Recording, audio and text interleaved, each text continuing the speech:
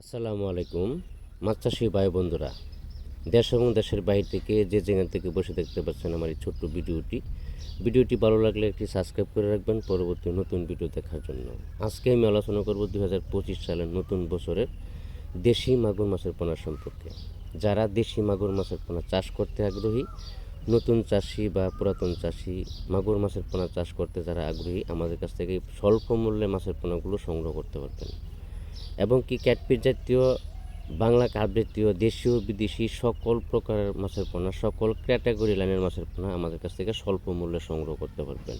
মাছের পোনা সংগ্রহ করার সময় বড় ব্রড মাছ থেকে যে উৎপাদিত পোনাগুলো আছে, অর্থাৎ বড় মাছ থেকে উৎপাদিত যে পোনাগুলো আছে, এই ধরনের মাছের পোনাগুলো সংগ্রহ করার চেষ্টা করবেন। আমাদের কাছে সকল প্রকারের মাছের পোনা, রেনু, যে কোনো ধরনের মাছের রেনু পোনা আমাদের কাছে পাওয়া যাচ্ছে।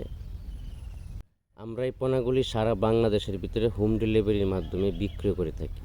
আপনি সরাসরি আমাদের হ্যাচারিতে এসে হ্যাচারি ভিজিট করে 2-4টা হ্যাচারি ঘুরে মাছের পোনা সংগ্রহ করতে পারবেন। যে হ্যাচারির মাছ ভালো এবং কি এ গ্রেডের মাছের পোনা, আগে দেখবেন কোন হ্যাচারির মাছ এ গ্রেডের মাছের পোনা, ওই হ্যাচারির মাছের পোনা সংগ্রহ করতে পারবেন।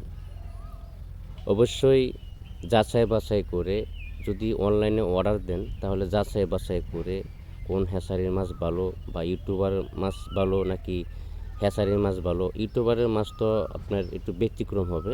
আপনি সবসময় চেষ্টা করবেন যে মালিকের কাছ থেকে মাছের পোনা সংগ্রহ করতে।